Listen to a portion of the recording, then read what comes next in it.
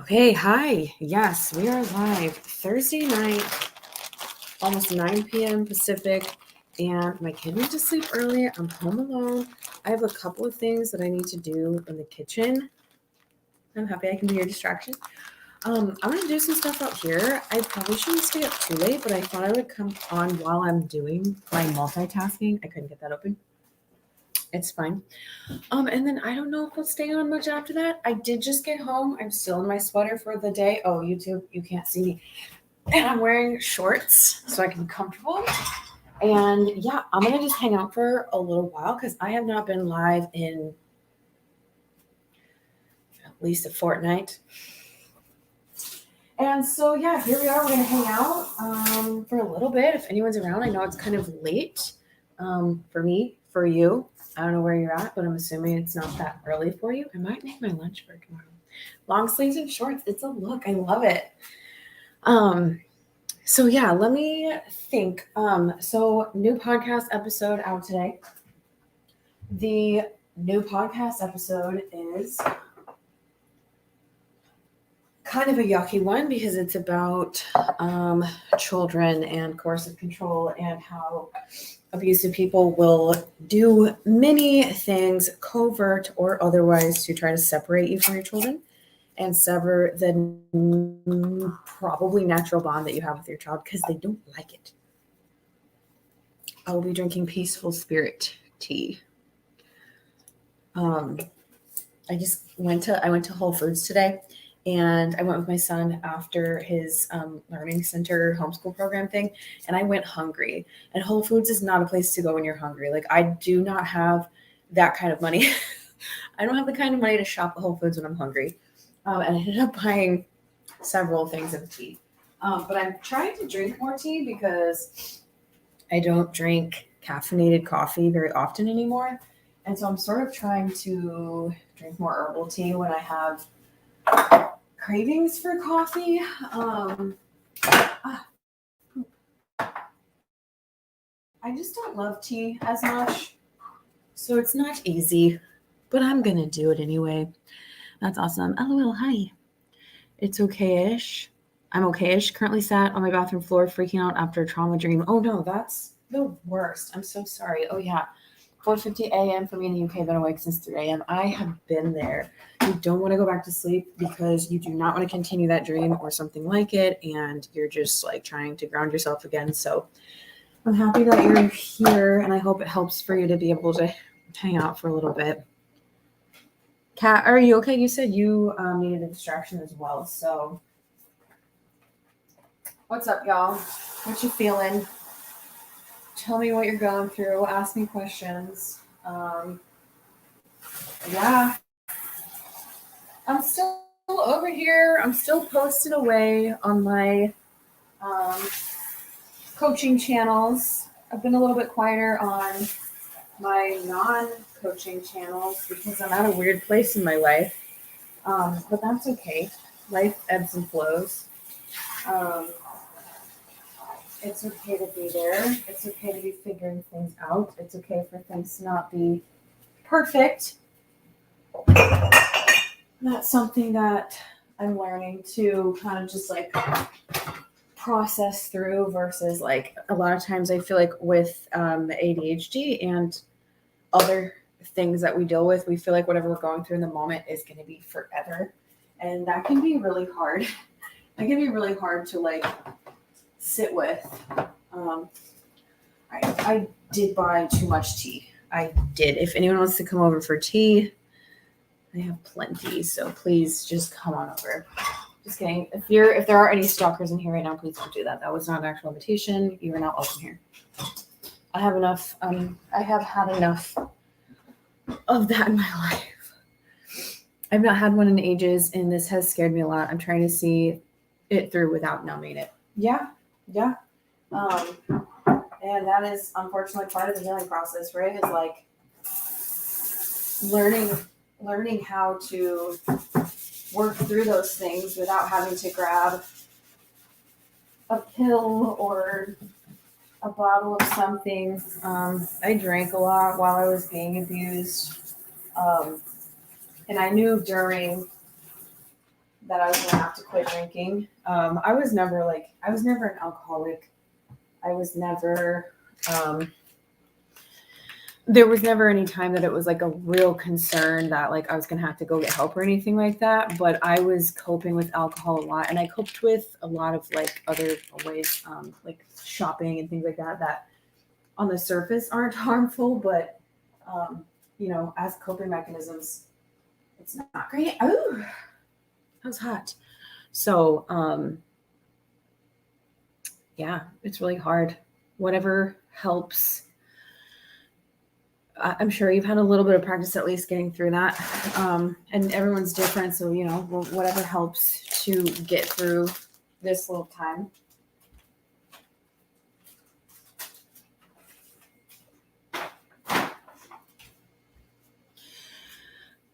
Good for you for processing it all with clarity now. Yeah. So here's the thing. I don't drink.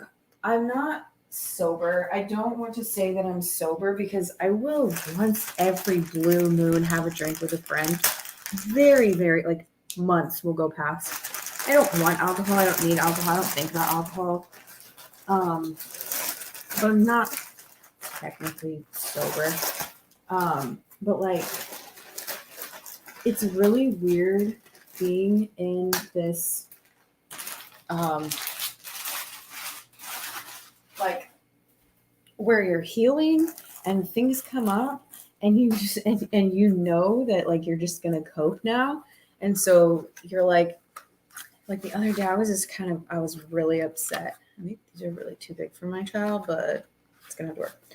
I was really upset about something, and I was like, this sucks. Because a while ago, I would have numbed this with alcohol and I would have felt better.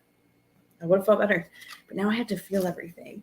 And that is, I think, one reason why a lot of people don't want to start the healing process, and they don't they'll see content like mine or other types of content talking about, healing from childhood trauma or attachment or something like that. And they're like so triggered by it. They don't want anything to do with it. And that's fair. And I totally understand. But I think a lot of times that's why, is because we realize that we do have to feel, for the most part. Like there's some other like tricky ways that people can try to like heal. Like, I don't know. I've heard really good things about, I'm not going to say it out loud because I don't know if it's legal or not. But I've heard people trying a certain journey. I don't think I could ever do it, that they say has really helped them. But yeah, you kind of have to be like, yeah, whatever comes my way, I had to feel it. I have to work through it. I had to actually address it versus running from it, which we've all been taught to do. I definitely remember those days. Yep. The item I use to numb it is in my house, so it's harder when I know where it is not drink. It is very difficult. Tomorrow I'll be 16 months free from abuse and I'll be 13 months sober. That's amazing. Absolutely amazing. And we are really proud of you, and definitely worth keeping it up. And so I hope that thing in your house stays where it is.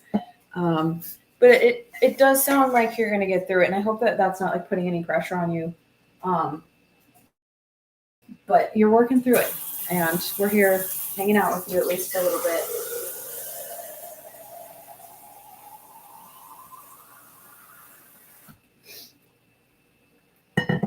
I've had one relapse in April when I was going through court with X. That'll do it. You got back up. That's what matters. Court, really super triggering things like that, where you might have to see your abuser, or a lot of people, like when it's like a trauma anniversary. That's usually when we're most likely to relapse. I think. I'm not an expert on like addiction and stuff like that. But that is my understanding and gathering.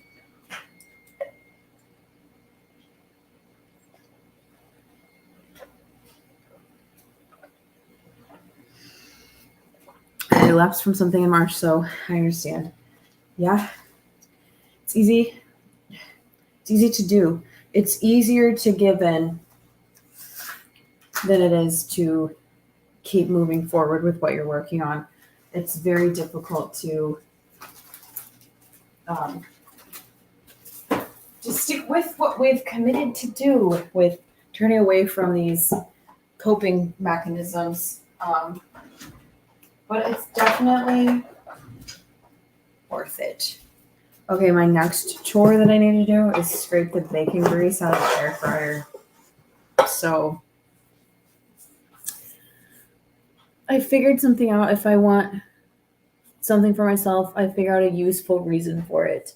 Interesting. Like what, for example?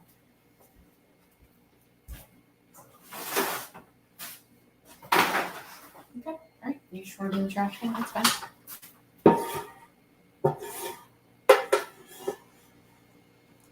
It's disgusting.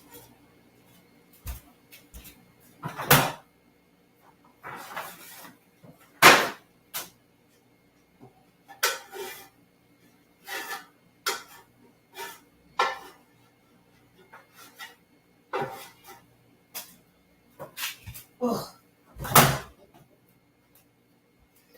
All right, I'm back. Sorry about that.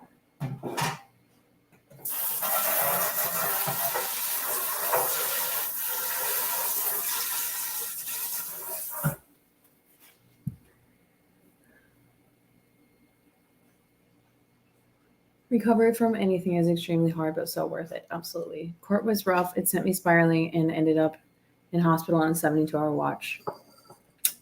Yeah. Like if I want to go for a walk, I should head to the store to buy things off my list. Oh, I see.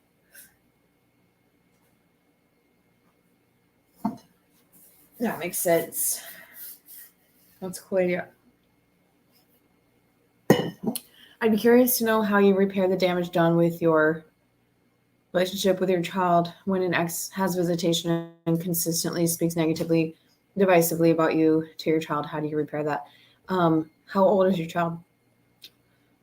Because it depends on the age of the child. I definitely like it, the approach is going to be different. Each kid is different. I definitely recommend the book that I recommend in this week's podcast, which is Coercive Control in Children's and Mothers' Lives by Dr. Emma Katz. I haven't read the whole thing, but I read like the first chapter. I say in the podcast that I recommend the book, but that it is hard to read and I have to read it. And like, I have to read it and then read like another book and then read a little bit more and then read a different, like nothing to do with abuse book because it is very difficult to read and very real. It's all the things that we've all been through, but focused on what happens when children are involved and how children are co-victims and all that stuff. Right. And so Dr. Emma Katz, and thank you, Kat. Dr. Let me look up her name and I'm going to type it because I don't know how to spell it. But anyway, there are people who are like studying coercive control in children and, mothers' lives and things like that. And they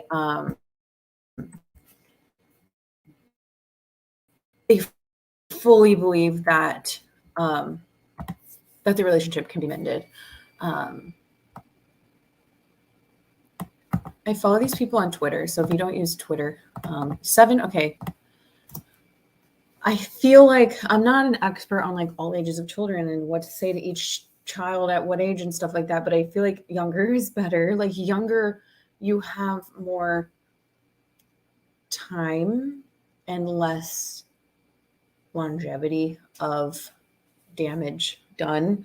Like if you have a 16-year-old who has been going through this for 16 years, it's going to take a lot more work, most likely. It really does depend on the child and the situation. But it is really hard when they have visitation and when they're speaking negatively about you.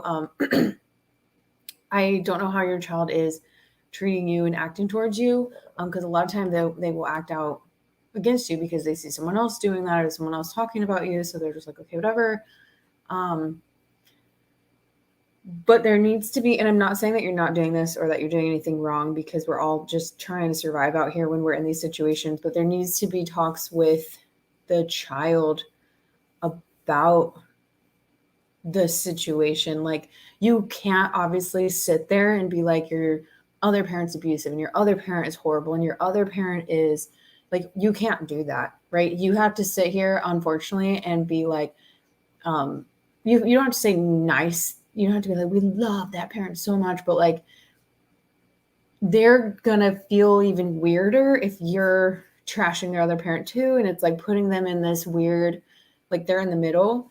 But like explaining things like, our relationship didn't work out, and that person is really upset with me, and they're saying really, really yucky things about me.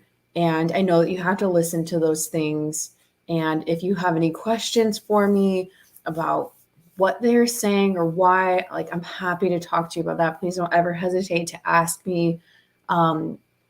Things like that, where they feel like you're open to listening and you're open to talking to them about it, versus like they can't say anything to you, or they're just like afraid. We have to be really careful too, again, like, not do the whole like one parent versus the other parent thing where the kids are caught in the middle, but just being that safe space for them and being that calm, safe, consistent. And by calm, I don't mean that you never have big emotions. I just mean that you're consistent with them, and you're consistently showing them that you are there for them, that you're not whatever is being said about you, and that you're the one that's showing up for them. You have to show it to them and not tell them, basically. And this is my opinion. This is what I've gathered, what I've seen, what I've striven to do. I don't know. I've seen your videos. Oh, I forgot to put this name up. And that's on Twitter. I've seen your videos. You're such a trooper. Thank you. Yeah, I am. My two youngest were 16 and 18. Hell, yeah, absolutely. I have to learn to be kind to myself just because I deserve it, even if I never get over my own trauma. Yeah, we never know how long it's going to take us to, like, to heal from trauma and getting over it. I'll put these scissors away.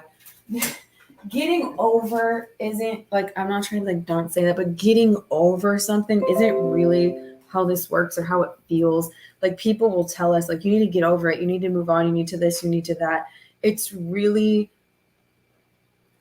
I don't know, like healing from it and processing it, and you could say releasing some of it or shrinking some of it, because getting over it is like the language that other people have decided for us. You know what I mean? So I just want to put that out there. My half brother and I had a convo about his mother trashing his father in front of him and how he hates it. And it hurts him. Yeah, I'm glad that you're able to have that convo with him. It's really just super toxic and painful for children and confusing. And eventually, I think children start to figure out what's really happening, and that there is a parent who's not emotionally intelligent, not emotionally available, using them as a pawn, using them to hurt the other parent. Of course, that comes with age, that comes with emotional intelligence themselves. And then when that happens, they can start to advocate for themselves and start to say, I don't want to be around that person, and do things like that. Why did that comment go away? I didn't even see it, so you're good. Thank you, very good. You're welcome. My ex-wife was abusive, and I understand what you're going through. It's a journey, but you end up as a better person in the end. I mean, not everyone does. PW Orca. Hello, I just went to an Orca talk tonight. It was very interesting. Not everyone does. Not everyone ends up as a better person, because it's not their fault, but like the damage can be so bad. And if they don't ever find help or resources, or like unlock, for lack of a better word, the ability to grow and change and get out of these situations, they might not end up as a better person. They might, like, the reality is a lot of people end up stuck in this. And again, it's not their fault. I'm not trying to just sit here and like disagree with everyone and like change everyone. I was like, we don't use that term. You're wrong. That's not what I'm doing here. But like, not everyone does. And that's not me being like, I'm the only person. I'm the only one who's getting better. Nobody else says, not at all. But the ones of us who do are very lucky. And that is the truth, because it is very difficult, even though there's a lot of resources out there now compared to even a couple years ago. The truth is that the information hasn't always been readily available. The support is still not there, even though, again, we're having more supports and resources out there. It's still very difficult to figure out what this is and figure out how to get out of this and heal. It's very difficult. So yes, that's true. I hope they find a path to heal and find themselves. I do too. I absolutely do too. And that's why I'm still out here. That's why I'm still talking about this. I say this all the time. There's so many days that I'm like, I could be done. And it's not because I'm like, check, I'm healed, I'm perfect, because that's not how this works, you guys. We're going to be healing for a long time. We are survivors, and we will always be, no matter how far removed we are from whatever pain and trauma we have gone through. But it's like, okay, well, I'm coming up on 2 years, no contact. Like, I don't really want to keep talking about, my content has shifted a lot. I will still stay here and I will tell you stories. I will tell you specifics. A lot of people still ask me specifics. And the thing is that if I talk about specifics that I went through, and I share stories from my life without being like, well, I don't know, what's a weird random name? Fergie, whenever they would come home, I said that because Megalicious, so I thought of Fergalicious, but like every time Fergie came home, they would do this and that, like giving like specific details about that person, like whatever. I'm not going to do that. Never have. But like when you hear someone, a lot of people, like there's a lot of therapists out there. There's a lot of people out here who are like teaching about what abuse looks like and things like that. But when you hear someone saying, I came home one night and this happened and like whatever, I feel like it's so important. And I'm not the only person out here sharing it, but like I said, that's why I do it, because I really hope, like, you just never know who's going to open up their phone and the algorithm's going to be like, baby, this is for you. And I know like my videos will still be around even if I stop. My podcast will still be around even if I stop. It's just, you never know. And sometimes you got to tell the same story a couple times a year because you just don't know who didn't see it the first time around. So yeah. People who go through a lot are the ones who end up healing others. I think that a lot of people, like what you're doing, thanks, Michael. I think a lot of people who have come out the other side, I see a lot of creators who are in the same boat as me, who are like, I'm never going to be there again. And I know what it feels like to be there. And I felt so alone, and I don't want other people to feel so alone. So I'm going to talk about this, and I'm going to help others because nobody deserves to be in that situation. Nobody deserves to be where we were, where some of you are right now. And it's so isolating. It's so lonely. It's crazy making. And I fully believe that silence is violence. And I'm not saying that if I stop talking about it, then I'm violent and I'm, keeping victims where they're at and anything like that. That's not the case. If you've been through abuse and you're not talking about it, you're not being violent. But it's not what silence is violence means. Silence is violence means. I just believe that by the more we talk about it, those who can, the more that we start to slowly turn things around. And hopefully, my other hope is that more people who are first responders, lawyers, judges, therapists, DV advocates will start paying attention to coercive control and what that looks like. We'll read Dr. McCass's book. We'll study in and out, like I did, like others have, what coercive control looks like, what covert abuse looks like, what it can look like in a victim.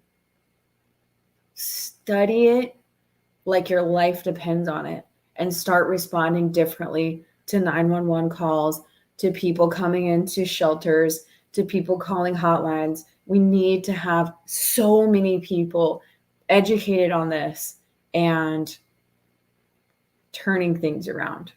We're desperate. It's crucial. Came across your channel yesterday. You were inspiring and have so much heart. Thank you for the work you do for victims and survivors. Thank you so much. I'm glad you found me and I'm glad you're here. I know YouTube's been getting a lot of, YouTube's been hopping lately. It's so funny how, like, I'm on too many platforms. I really don't need to be on as many as I am. But again, like, I don't know where the people are who need to see what I'm talking about. So I'm just like, no, whatever. But it's so funny how they like one of them will be hopping for a couple weeks and then and then another one's hopping for and I just I'll just ride the waves and do what I can. That's how I found you. Thanks for letting me know. I do like to hear how people find me. I find it very fun and interesting. I'm learning to love parts of my life. I'm a perfectionist, so it's hard to let enough be okay. Yes, it is. I'm not a perfectionist, but I totally understand what you're saying. My worst trait is when I'm in a good place, I refuse help as I think I don't need it. Your trait could be so much worse. You could be abusive. No, I get it. That's tough. That's really tough. It's hard to accept help, whether you're in a good or bad place for a lot of us. Ask for help and really be honest about what you're going through or where you could use a little bit of, relief. It's very difficult. But then I start to struggle and I'm in such a bad place and won't ask for help and it can spiral so fast. And that's the thing. That's why we have to be able to ask for help when things are like Jenga, when before it collapses, but when you're like, oh, this is really toppling, I could really use someone to help me make this so I don't topple. Don't wait until you pull out too crazy of a Jenga block. It's inspiring just to see tiny snippets of real joyful life from someone who made it out. Thank you so much. Now if you don't know, if you have just found me, especially on YouTube, I don't know if you're using other platforms, but the Lindsay Goodman on TikTok and Instagram is where I just share my normal life, like travel stuff. Right now I'm not sharing as much because I'm in a really weird place, where I don't really know what to share. Not that I'm like, what do people want? What do I need to make for other people? But because I don't do that. I just share what I feel like maybe might be interesting or helpful to people. But kind of what I feel like making on that account. And which is, the Lindsay Goodman on Instagram has changed in 500,000 ways since I first made it. When I first made it, my abuser was a heavy feature. But yeah, if you want to see more about my healing and what my life actually looks like, because some people think this is all I talk about. Some people who just come across one of my videos, they're like, this is all you ever talk about. You need to get over it. And I'm like, if you see my other stuff, you'll know that a lot of my content now is recycled because TikTok brings up your stuff. So I'll take it, change it a little bit. Because I don't want to just be like, this is the same video you saw last year. And put it back out there with a slightly different message or something. Because I'm doing other things now and I spend a lot of time with my kid and I'm a sign language interpreter and I do like to travel even though I can't travel right now. And I live in the PNW and it's beautiful, even though it's really crappy and rainy right now. And so, yeah, if you want to see more of that, and I do think that that's really important too. Like you said, and I'm not saying you have to watch every second of my life or whatever, but it is really important to see someone who was so disgustingly low. I can't even seeing myself like that and thinking of how bad it was. And if you don't know Kat's over here on TikTok, and Kat was here through it all. And I just seeing that person, but then seeing myself now, even on days when I'm kind of bummed out, weather's not that good. I don't love where I'm at right now. I'm in a little weird phase where I'm at some crossroads and it's but holy crap, I can laugh, I can be silly. Even if you watch my lives from when I was with my abuser and the way I have shared a video from when they came in and sat next to me in a live and it's stark contrast, but even when they were home, I'd be sitting there oh my gosh, constantly head on a swivel, when are they going to come home? Or just, I think you could probably see me just really fighting to feel good somehow and have some connections with people, but I couldn't really share how I was doing. Whereas now, if I'm not doing great, I'm going to tell you I'm not doing great. If I'm doing great, I'm going to tell you I'm doing great. That's very different. So I'm glad y'all are here. I need this book. I think so too. Again, coercive control in children's and mothers' lives. Two bad things about it, just to be real with you. It is an expensive book because it's like a what's it called? Like it's an academic book, right? It's not a, why can't I just leave? Even though that's an academic book too. Lots of studies, lots of statistics. So it's expensive. It's like $40. But I mean, a lot of hardback books are kind of expensive. And it is hard to read. Like I said, it's very hard to read. I don't know how you do it dealing with Facebook. Those few days was a wild ride. It's just, we just ignore the bad guys for the most part, unless I really feel like I have to say something so that other victims won't come on and be like, oh no, this has to be true. I found you when you shared the birthday video the first time. That was in January. It'll be 2 years ago, right? Yep. Much love to you. You are brave and beautiful. Thank you so much. I refused therapy twice, but had a spiral 2 weeks ago, and my doctor has referred me for therapy.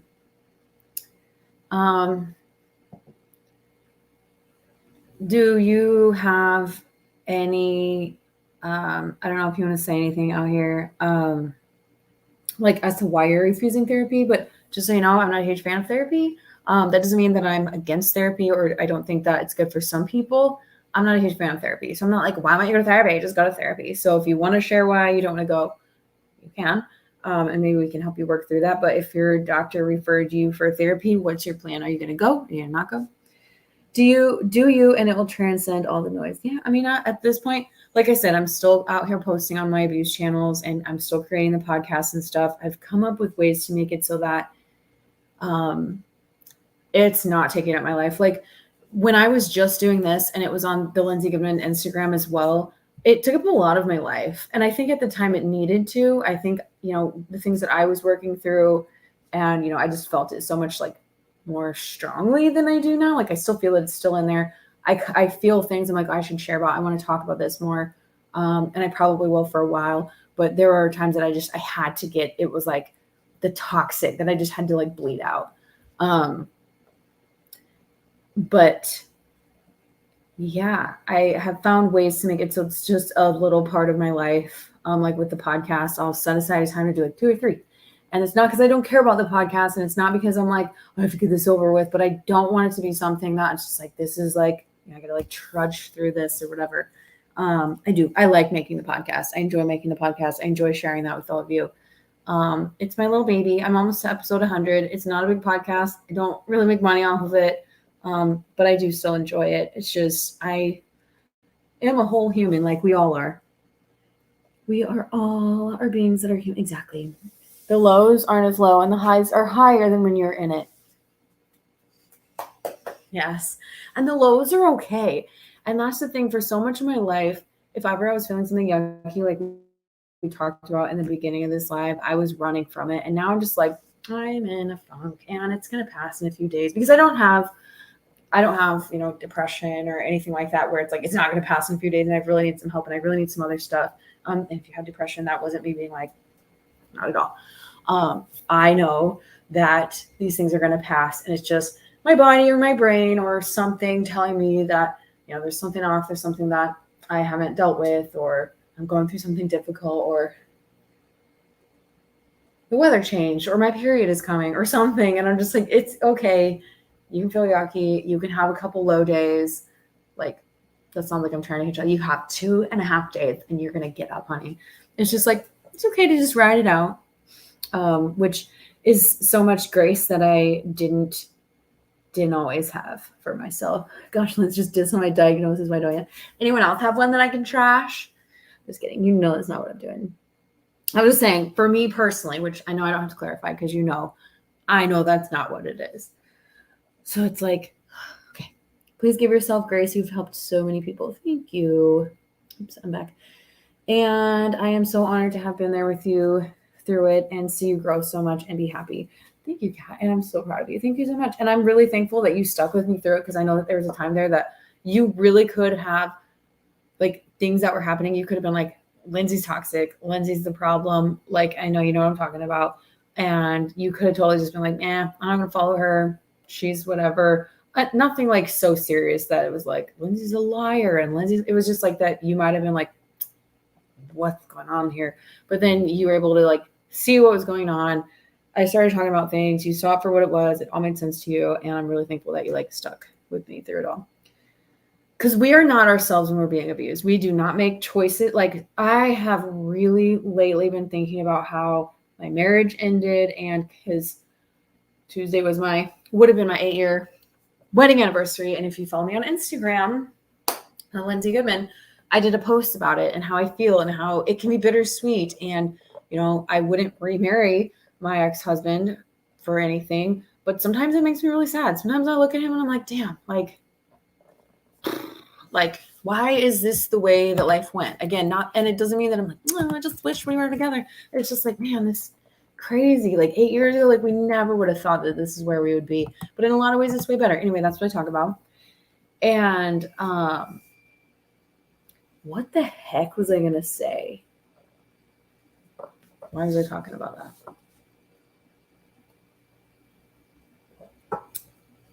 Does anyone know what I was going to say? I think it depends on the therapist, always and forever. Yep. I think you and social media now are the same as you and me talking now. You don't need it. Yeah. I don't need it as a crutch. And that's really true. And we've talked about this before. I've talked about this on lives is like, while I was with my abuser and when I left, social media was very much a crutch for me. While I was in it and didn't really understand what was happening, social media was my alcohol, my buying plants, my thrift shopping. It was one of my 4 or 5 little like, I'm dying, I need this. And I really sought out a lot of company and validation and things like that on social media. Not in obvious ways either, but it definitely like maybe sometimes I did a couple thirst traps on TikTok like 3 years ago, but I just needed it. And I also had like heavily relied on Kat and a couple other people to support me through like literally everything. I was always like, because you are so fragile when you're first leaving, you are so fragile and it's so scary and it's so hard. And as time went on, I stopped talking to Kat as much. We still talk like at least every couple days. And my other friend that I talk to all the time, and social media now is also, and this is like a huge swerve. I don't share my son's face anymore. I've really changed the way that I do social media. Even as I was saying earlier, which I never finished, I changed the way that I talk about the abuse. I used to say my abuser. Every once in a while I will if it's something really specific. My abuser did this, my abuser did that, because that's what I was going through. And now it's the abuser or something like that, so that it's more all of us. But yeah, it's always evolving and we're growing. And, I've learned to enjoy my own company. I've learned to, I like being alone. I like have hobbies now. I have a couple really good friends now. I'm much more present with my son. Although I will be totally honest with you, I still do dissociate a lot because I've been doing it for 36 years. And that is difficult to overcome, especially when you're, like my life is good and I am very aware of like the privileges I have right now. And, I live in a beautiful place, but I'm just like, this is not where I want to live. This is not my happy place. And so I go through periods, and I'm in one right now where I'm just like super bummed out and, damn, my brain keeps glitching, dissociating. So I dissociate a lot. We're all just like, be like, Also, I'm tired. I'm with my son like all the time. He's homeschooled. I even work at his homeschool program now, so we're together like a lot. And so sometimes, like the other day, we went to the beach. He was like talking to me the whole time, and it was beautiful. And I was like, I really want to be present. I really want to enjoy this. I really want to build with him, but my brain was like, just turn off. And I just let it. I just was like, you need this. So I just did it. I mean, like, I was like, it's okay to not be present right now. Like, try again soon. Because we can't always, like, we're not robots. We can't always just be like, I want to be aware. I want to be, oh.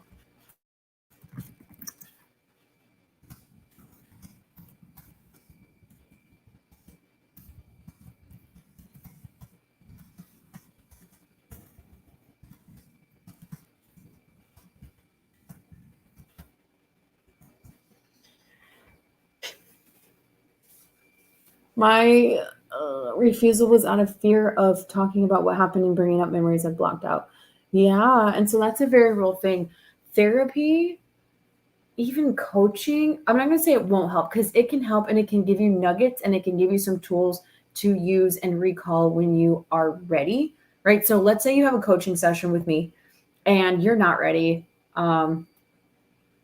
I'm going to use the example of someone who's like in the abusive relationship right now. Okay. And this applies to like whatever you're working through with your therapist about anything ever.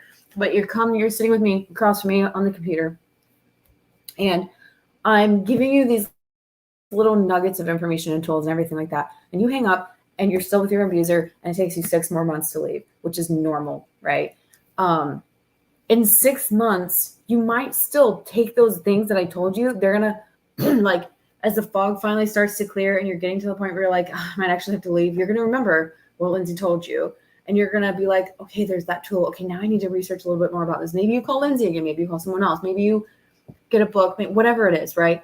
So it's still going to help you in the ways that like it's giving you these little nuggets of things that kind of sit in our brain and pop up again later on, hopefully. But if you're not ready, if you're not really ready, it's the same thing with like you guys. Like I said, I homeschool my kid and I do not believe that everyone needs to homeschool their kid. And my approach to homeschooling is not going to be the same as everyone else's. Bear with me if you don't have kids. There's a reason for it. But like our society is so obsessed with like children need to do this by this age and blah, blah, blah. So my example is for a while, I was feeling like my son was behind on riding a pedal bike and swimming or like at least going underwater and stuff like that. And I was like, man, I didn't take him to the pool enough because, like, cause there's like newborn babies that can swim. You would like see that.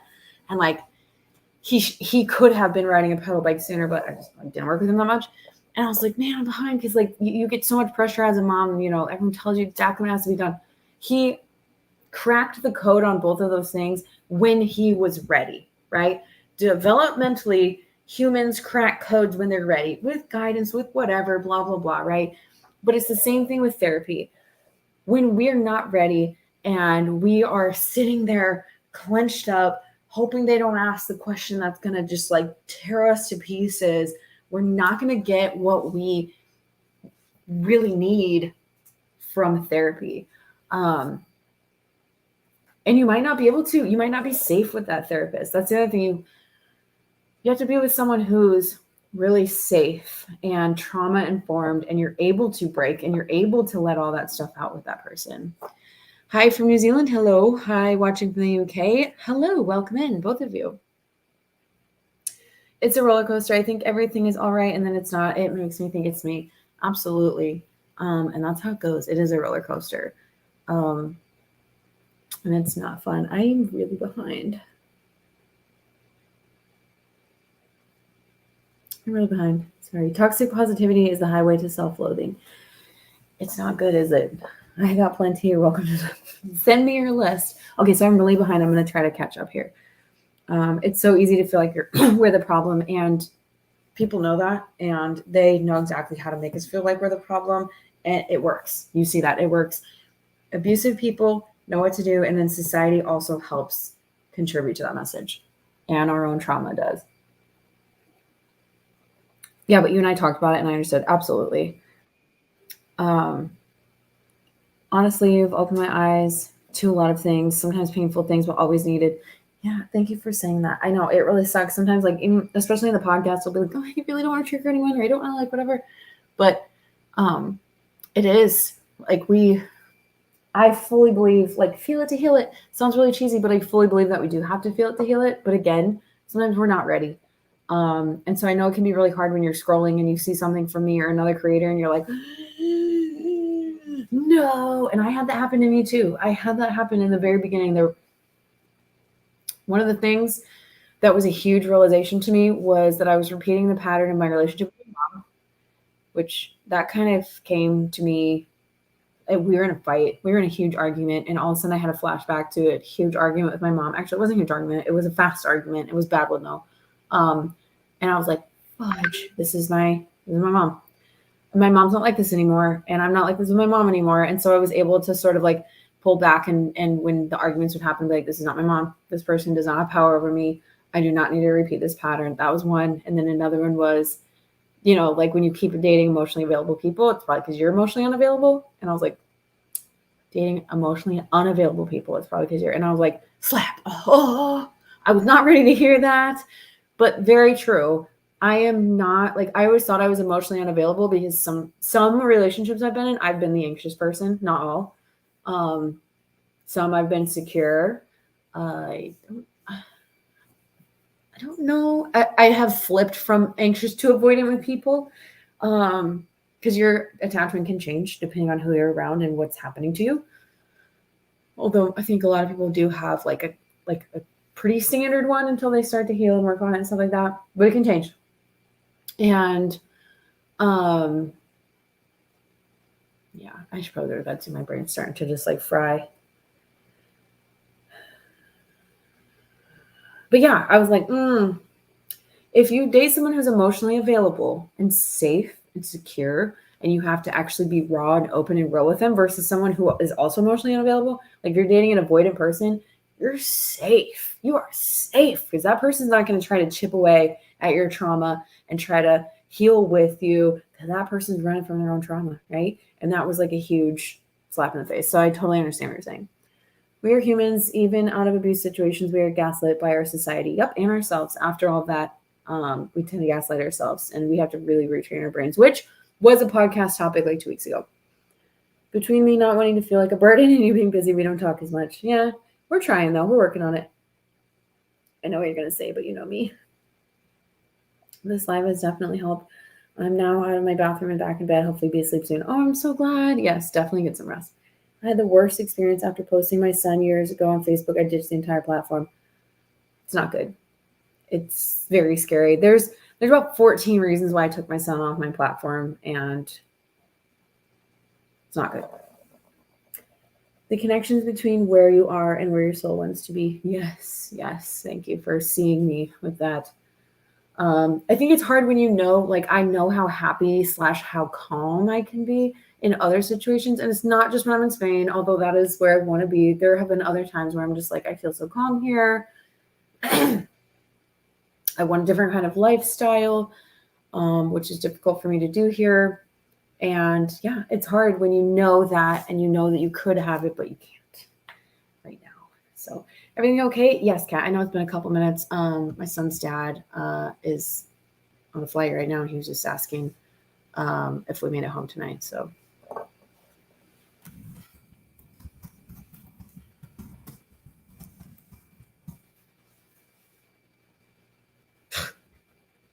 the heater broke at our house, and it's cold. The house is cold, and it's a good thing that it happened before it's getting colder out. But the heating people are supposed to come tomorrow, and this isn't my house anymore. When we got divorced, we separated our houses and assets and things like that. But I do live here. And he's like, just use your best judgment. I'm like, bro, I don't have any judgment about heating and air conditioning at all. So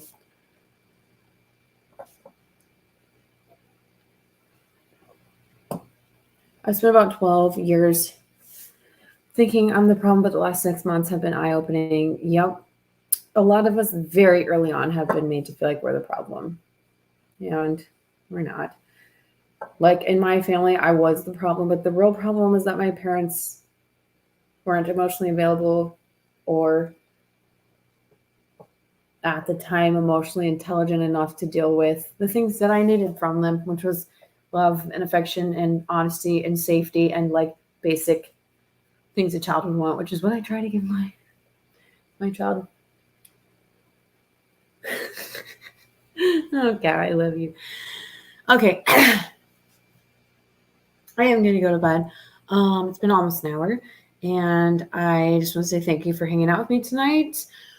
New podcast episode today. Like I said, I'm talking about child abuse by proxy and children being used as pawns, and how basically people will try to separate you from your children because they do not want you to have that close bond. Some of the things that I experienced. I do have group coaching. Kat will be there. It is October the 8th at 4 p.m. Pacific time. I have a couple spots available for that still. So do check that out. It's a super more affordable way to get some coaching with me, to get to know some other people who are going through similar things and get that support system. And of course, I always have my one-on-one coaching available. You can go to calendly.com/LindsayGoodman to come hang out with me and work through some of these yucky things that you're still struggling with. So thank you all for hanging out, and I will see you soon-ish. Bye, y'all.